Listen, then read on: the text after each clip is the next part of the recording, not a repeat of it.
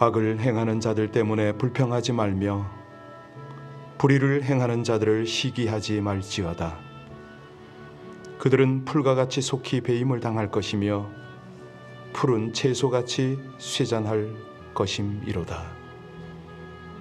오늘도 하나님을 의뢰하고 선을 행하도록 이 세상 사는 동안에 우리 하나님의 성실을 쫓도록 인도하시는 하나님, 그 하나님을 기뻐할 때에 우리 마음의 소원을 두고 행하시는 하나님의 뜻이 이루어지기를 원합니다. 모든 길을 여호와께 맡기고 하나님을 의지하는 하나님의 백성들을 늘 친밀하게 교제해 주시고 동행해 주시옵소서. 이 아침에도 주의 음성에 귀 기울이고 성령의 이끄심을 받기를 간절히 원하오니 우리의 찬송과 기도를 흠양하여 주시옵소서. 인도하여 주시옵소서. 예수님 이름으로 기도하옵나이다. 아멘.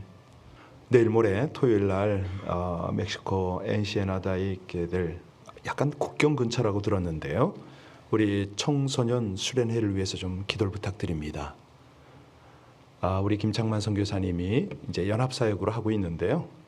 그 지역 주변에 많은 교회들의 청소년들을 다 모읍니다.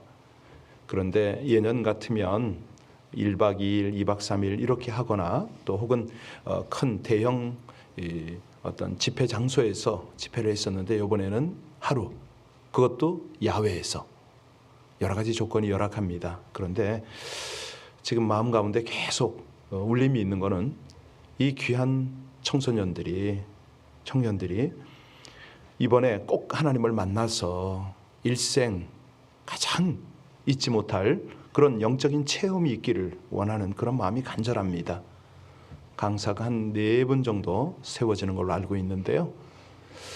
특별히 이제 제 순서는 마지막 순서이기 때문에 이들을 콜링을 해야 되거든요. 헌신을 이제 해야 되겠는데 하나님의 역사가 있어야 가능할 겁니다. 주제가 이번에 전심으로거든요. 그래서 이제 저는 전심으로 헌신하는 거기에 포커스를 두고 지금 메시지를 준비를 했는데 이것은 사람이 준비한 겁니다. 하나님이 역사를 하셔야지요. 성령님이 그들을 만나 주셔야, 그들을 강하게 주장하여 주셔야 정말 미래 세대가 있는 거 아닙니까? 멕시코가 얼마나 타락하고 영적으로 성적으로 타락해서 다음 세대가 참으로 중요하게 세워져야 될 터인데 이건 힘으로 능으로 할 수가 없습니다. 우리 여러분들의 기도와 또 그 기도를 응답하시는 하나님의 역사가 이 일을 이루실 줄을 믿습니다. 우리 합심으로 함께 간절히 기도할 때 하나님, 이번 수련을 통해서 우리 참으로 멕시코 땅에 하나님의 교회가, 미래 세대가 아름답게 세워지기를 원한다고 우리 합심으로 간절히 기도 올리겠습니다. 하나님, 어느 곳이나 어느 나라나 우리 청소년 세대, 미래 세대가 세워져야 함을 저희들 잘 알고 있습니다. 우리 아버지 하나님, 우리에게 부탁하신 것이 너희는 어디에 가든지 참으로 주의 제자를 세우라고 말씀하셨는데 이것이 아버지 하나님 우리 마음 가운데 소원입니다. 우리 하나님께서 주신 소원임을 알아 주님 앞에 간절한 믿음으로 고백합니다.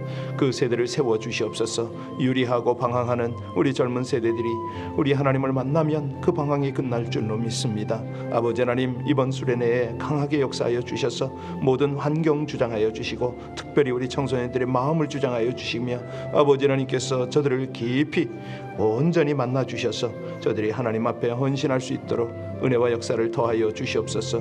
날씨 또 모든 주변 상황 모든 것들을 하나님께서 주장하시되 그들이 혹여라도 다른 마음으로 그 집회 장소에 왔더라도 우리 아버지 하나님 그 마음을 주장하여 주셔서 하나님을 향하게 하여 주옵소서. 온전한 믿음과 확신을 가지고 하나님 앞에 헌신하는 기회가 되도록 이번 수련을 통해서 저들의 마음을 주장하여 주시고 우리 아버지 하나님의 강하고도 능력 있는 만남과 역사를 허락하여 주시기를 간절히 원합니다. 우리 주님밖에는 없습니다. 주님께서 저들을 온전히 주장하여 주시옵소서. 십자가의 우리 주님이 저들 가운데 현현하여 주시고 저들의 심령 가운데 온전히 역사하여 주시기를 간절히 원합니다. 아버지 하나님께서 이 모든 일을 통하여 하나님의 크신 영광, 크신 은혜, 크신 역사 나타내실 줄을 믿고 감사를 드리며 우리에게 중보를 허락하신 영원한 우리의 중보자가 되시는 예수님 이름으로 감사하며 기도하옵나이다. 아멘. 욥기서 10장 13절입니다. 욥기서 10장 13절로 마지막 22절까지를 합독하시겠습니다. 그러한데 주께서 이것들을 내 마음에 품으셨나이다. 이 뜻이 주께 있는 줄을 내가 아나이다. 내가 범죄하면 주께서 나를 죄인으로 인정하시고 내 죄악을 사하지 아니하시나이다.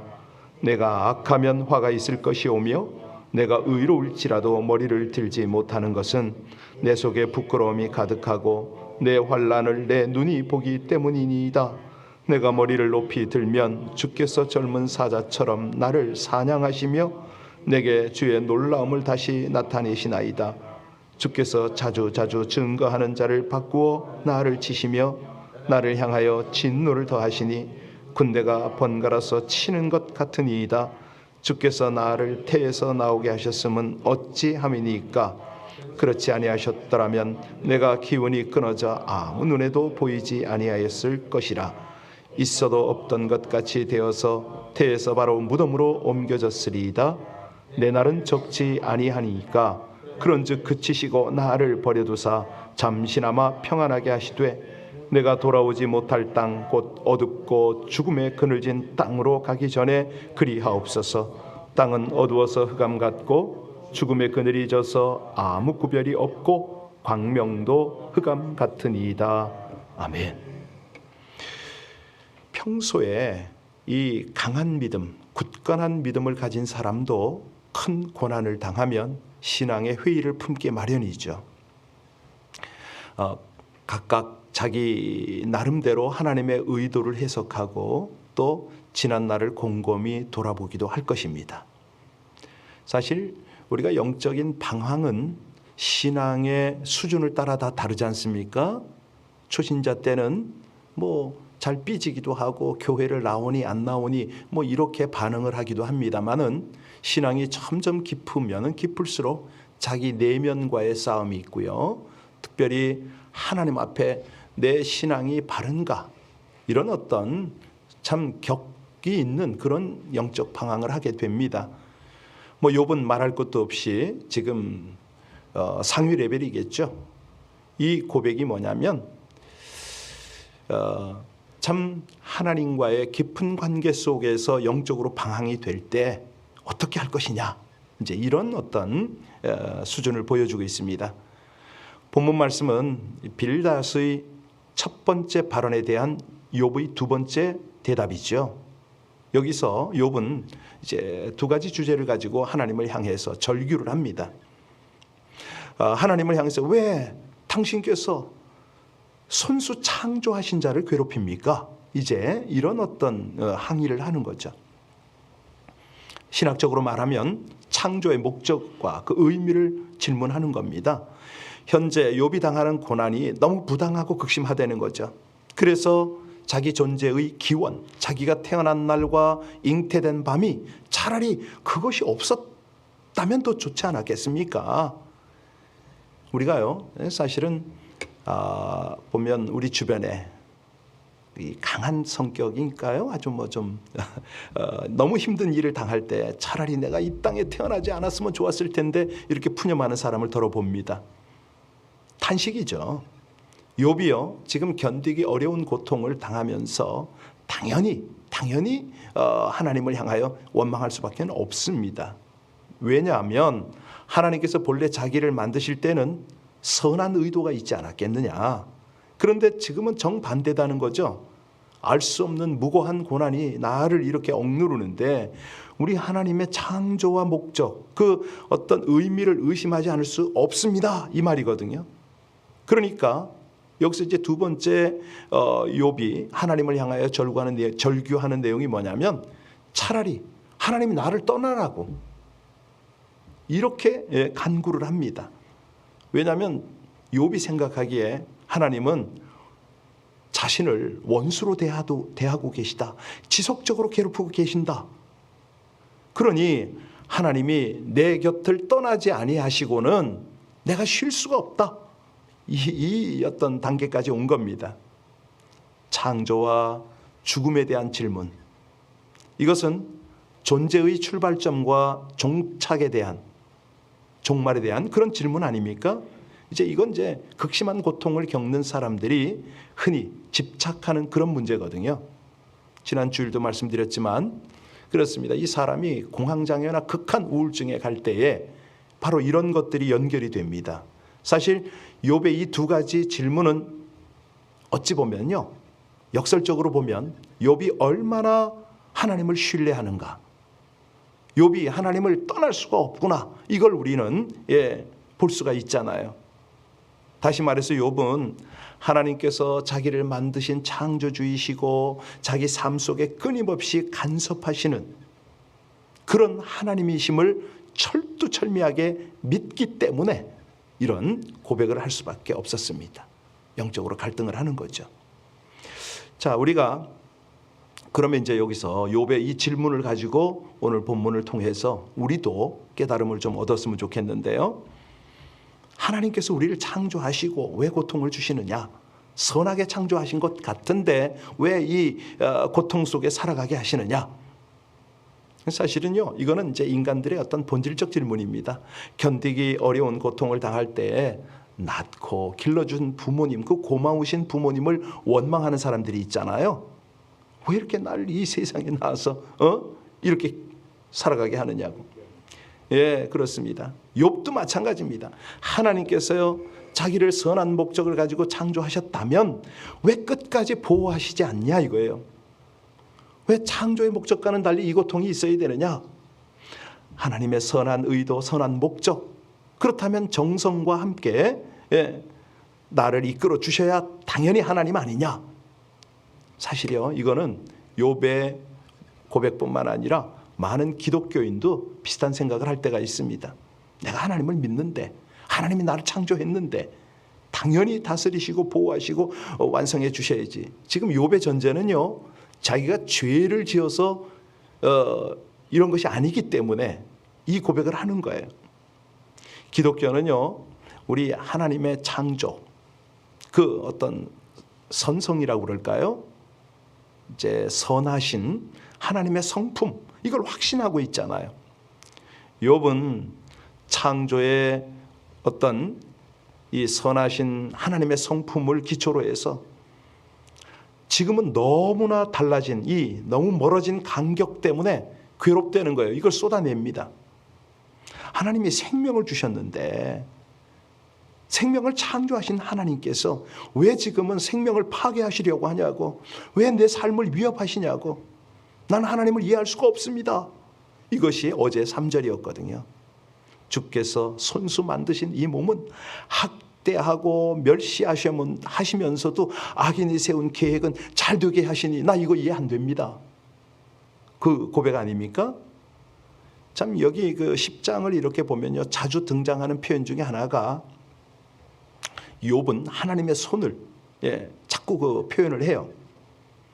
이렇게 선한 목적을 가지고 온 정성을 다해서 자기를 조성해 주신 하나님이 지금 왜 이런 태도를 보이시는지 난 모르겠다고.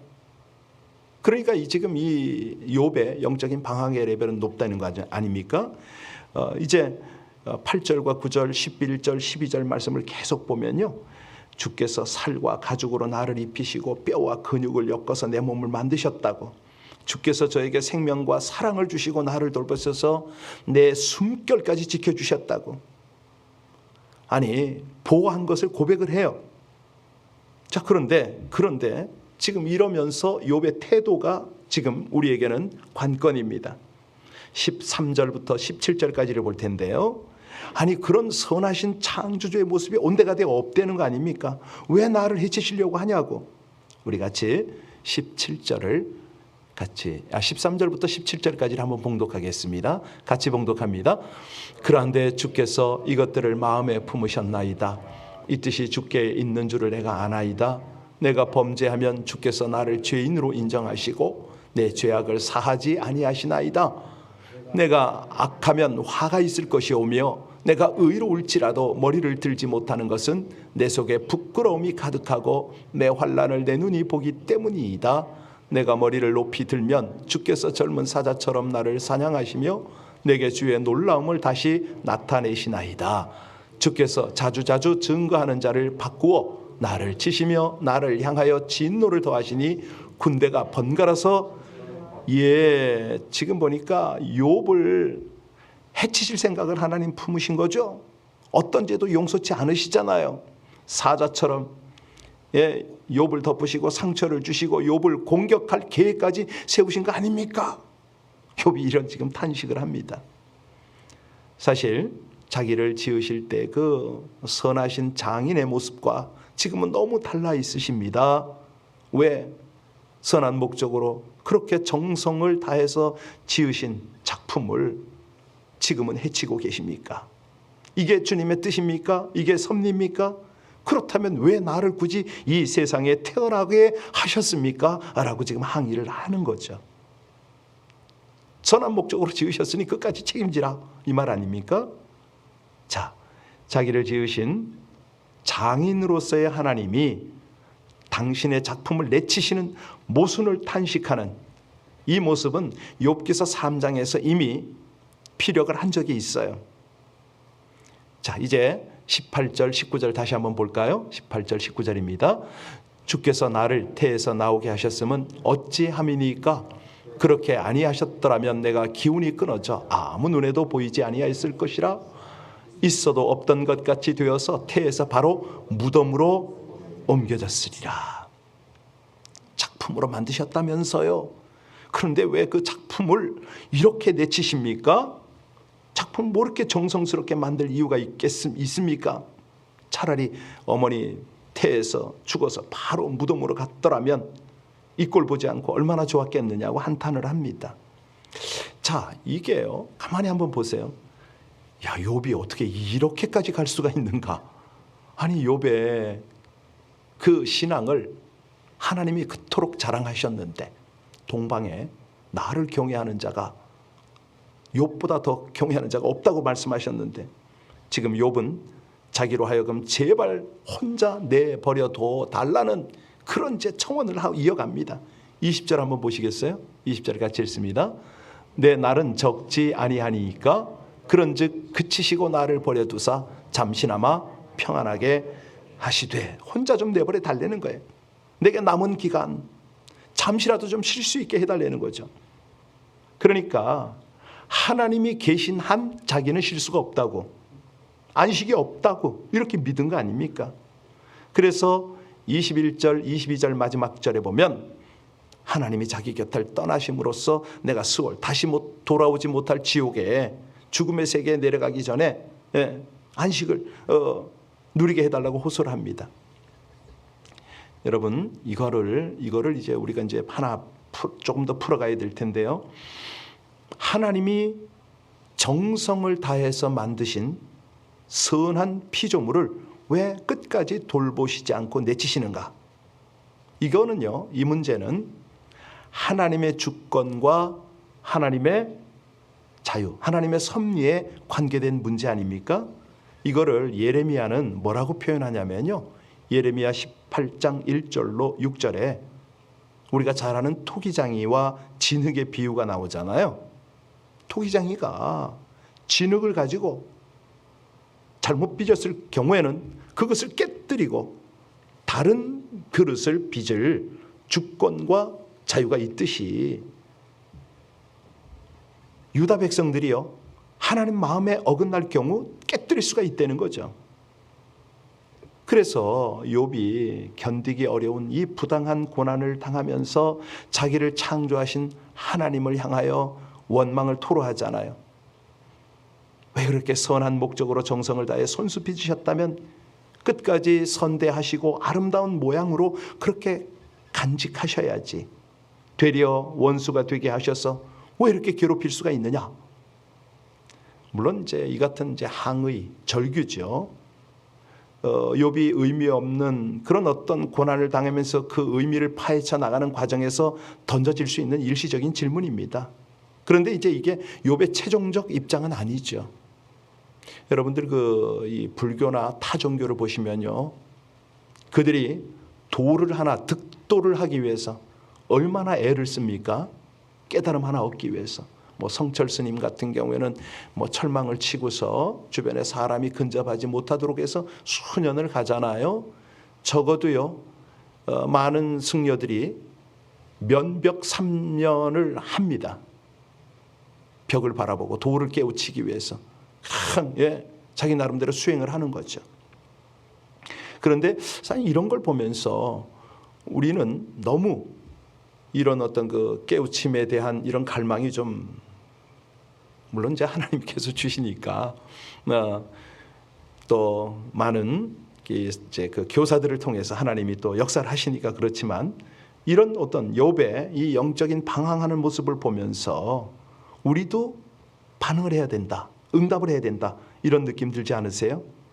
예레미야가 말한 것처럼요, 하나님은 진흙으로 작품을 빚을 수도 있고 깨실 수도 있다. 절대 주권을, 자유를 가지신 분이잖아요. 그래서 욥을 지금과 같이 험하게 아프게 다루는 것도 욥을 지으신 작가로서 하나님의 마음, 이걸 우리 이제 헤아려야 되죠. 그런데요, 지금 가만히 한번 생각해 보세요. 욥이 지금 험하고 아프게 취급받아야 할 어떤 그런 어떤 신앙적, 윤리적 이유가 뭐죠? 부당한가요? 그렇다면은 우리 하나님이 우리에게 그 어떤 하나님의 윤리나 하나님의 의, 여기에 대해서 심각하게 의심을 받으시잖아요. 이 사람의 경우는요, 그 예전에 제가 북경에 있을 때 보니까 그 홍대 출신의 부부가 있었어요. 예술 작가인데 그분들이 미술 작품을 만드시고요, 그 전시를 하는데 두 번인가 가봤는데 어떤 거는 잘 이해가 안 가더라고요. 근데 사람들이 보고 굉장히 좋다고 그러고 그 작품을요 적지 않은 금액에 사요.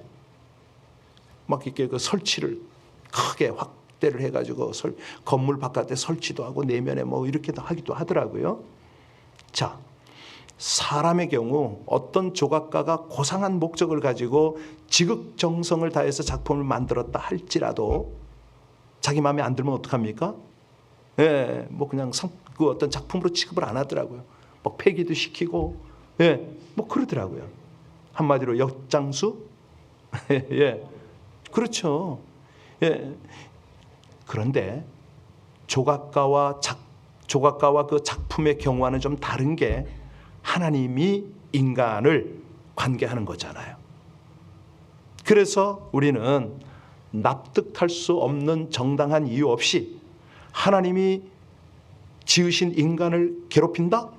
이해가 잘 안 되는 거예요. 영적으로 막 이게 흔들리는 거예요. 자, 그래서요, 이 영적으로 방황이 될 때 가장 확실한 것은요, 살아계신 하나님을 제대로 만나면 방황은 끝이잖아요. 그런데 고난이 있다. 그럼 이걸 어떻게 해석할 거냐? 고난에 대한 교육, 훈련, 이제 이 해석이 필요한 거죠. 하나님께서 욥에게 고난을 허락하시는 것은요, 정근같이 연단시켜서 더 훌륭한 신앙인으로 만들기 위함이다. 이런 이제 우리는 해석을 해요. 지금 욥의 목숨이 끊어지지 않잖아요. 이것은 회복할 가능성이 있다는 거죠. 우린 그런 해석을 할 수가 있어요. 하나님께서 지금 당신이 손수 지은 작품 욥에게 여러 가지 위해를 허락하고 계시지만 이것은 어디까지나 일시적이다, 부분적이다. 욥의 신앙이 합격점에 이르렀다고 판단될 경우에는 모든 고통이 끝난다. 우리 이제 다 알고 있어요. 그런데 이 결과를 모르는 욥의 경우는 얼마나 어려웠겠습니까?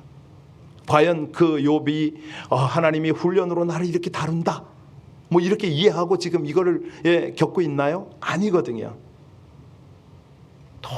도저히 정도가 지나친 이 어떤 고난, 이게 욥에게는 해석이 안 되는 겁니다. 사실이요, 이 욥과 같은 비슷한 경우가 우리 인류의 역사 중에는 얼마든지 있습니다. 우리 조국이 그렇고요, 일제에게 그렇게 어려움을 많이 당하고 지금도 분단 국가고, 유대인의 경우도 그러잖아요. 600만 명의 유대인들이 그렇게 가혹하게 고난을 당하고 죽임을 당하고 과연 이런 것들을 우린 어떻게 해석할 거냐? 예. 여기 결론으로 하나님은요, 너무 아끼고 사랑했던 욥이 고난 가운데 영적으로 방황하는 모습을 보고 계십니다. 탄식하는 것을 지금 듣고 계십니다. 이걸 보면서 오늘을 살아가는 우리 모두에게는 하나님이 무엇을 깨닫기를 원하실까요? 우리가 뭘 느끼기를 원하실까요? 예, 우리 속에 아픔과 허무함과 상실감을 느끼도록 우리를 도전하고 계신 건 아닌가요? 우리 인생의 덧없음을 인식하는 것, 사실요, 이것은 오늘 욥기를 통해서 우리에게 주시는 하나님의 메시지라고 저는 그렇게 믿습니다. 왜냐하면 그래야 하나님을 더 깊이 깨닫잖아요. 절망 가운데 소망은 하나님이다. 예, 이 영적인 방황 끝에 하나님이 계시다. 압박과 고통이 욥을 짓누르고 있습니다. 그에게 소망이 없어 보여요. 하지만 신실하신 하나님께서 그를 다시 회복시키시고 이전보다 갑절의 복을 주시는 것을 우린 알고 있습니다. 우리도 똑같습니다. 우리가 의지하고 하나님 의지하고 잠시의 고통을 잘 견뎌내면 그 너머에 신실하신 하나님께서 우리를 정금같이 세우시고 하나님 보시기에 가장 합당한 복으로 우리 모두를 충만케 하실 것을 믿으시기 바랍니다. 기도하시겠습니다. 영적 방황의 깊은 고민의 과정을 통해 바른 방향으로 신앙으로 인도하시는 하나님, 모든 상황에서 신실하신 하나님을 신뢰하고 교제하며 하나님의 뜻을 따르기를 소원합니다. 버틸 수 없는 상실감으로 인한 절망 가운데 인생의 덧없음을 느끼고 헤매는 욥의 영적 진통과 방황을 통해 깨닫게 하시는 우리 하나님의 은혜를 누리게 하여 주시옵소서. 허물과 연약함, 영적인 방황마저 연단 과정으로 삼으심을 믿사오니 성결하고 강한 믿음으로 훈련하여 주시옵소서. 처음과 나중이요 영원한 사랑이신 전능하신 하나님을 더욱 깊이 알아가며 깨닫고 경험하여 영광 돌리기를 원하며 우리 주 예수님 이름으로 기도하옵나이다. 아멘. 어제 여러분들 기도해 주신 덕분에 한희주 집사님 수술 잘 마치고 오후에 나오자마자 순두부 드셨습니다. 배고프다고. 요즘 수술은 그런가요? 여하튼간에 감사드리고요. 여러분들 개별적으로 통지 받으셨나 모르겠습니다. 제가 알기로는 지난 주일날 우리 코로나 바이러스 테스트한 거 다 음성으로 나온 걸로 알고 있습니다. 어제 저는 그 항체 레벨이 하이로 나왔더라고요. 예, 보니까 중간이 있고 또 로우가 있습니다. 그래서 기도하시면서 이 부분은 여러분들이 지혜롭게 잘 대처하시기를 바라고요. 모르겠습니다. 백신을 안 맞은 분도 항체가 있는 걸로 나온 것 같아요. 여하튼 간에 하나님께서 여러 우리 성도님들을 지키시고 또 하나님의 은혜 가운데 우리를 이끌어 주셔서 얼마나 감사한지 모르겠습니다. 우리가 이것을 떠나도 우리의 생명은 주께 있습니다. 여러분 방금 찬양 드린 대로 생명 있을 동안에 예수 의지하고 천국 올라가도록 의지할 것은 예수뿐입니다. 오늘 아침에 함께 그 주님을 간절히 의지하고 우리 하나님께 감사의 고백을 드리며 우리의 중보 제목을 가지고 주님 앞에 더 가까이 나가도록 그렇게 하시겠습니다. 우리 합심으로 기도할 때에 자신뿐만 아니라 영적으로 방황하고 있는 우리 어려운 젊은 세대들을, 특별히 우리 여러 주변에 있는 성도들을 하나님 앞에 올려드리며 다 같이 간절히 기도하는 중보하는 이 아침이 되길 바랍니다. 기도하시겠습니다. 하나님, 감사하신 우리 아버지 하나님, 우리에게 어려움이 있습니다. 믿음의 어려움이 있고 환경의 어려움이 있고 관계의 어려움이 있고 건강의 어려움이 있고 많은 어려움이 있음을 고백합니다. 이 어려움을 당할 때마다 주님 앞에 나아가 주님을 온전히 만나면 모든 방황, 모든 어려움이 끝이 남을 믿습니다. 하나님, 사랑하는 우리 교회 성도들을 이처럼 지키시고 때를 따라 도우시는 아버지 하나님, 교훈하시고 이끌어 주심을 진심으로 감사를 드립니다. 욥과 같이 정금 같은 믿음으로 주님 앞에 나아가는 저희들 될 수 있도록 이 새벽에 각 가정에서 또 본당에서 하나님 앞에 기도하는 귀한 백성들, 저들의 무릎을 견고하게 하시고 아버지 하나님, 저들의 기도가 성령의 이끌림을 따라 온전한 기도로 주님 앞에 드려지게 하여 주옵소서. 할렐루야. 감사하신 아버지 하나님, 주님 찬양합니다. 한 분 한 분의 모든 기도가 우리 주님 뜻에 합당한 기도로 주님 앞에 연락이 되어지도록 하나님 은혜를 베풀어 주시기를 간절히 원합니다. 도우시고 역사하시는 아버지 하나님, 주님 찬양합니다. 감사합니다.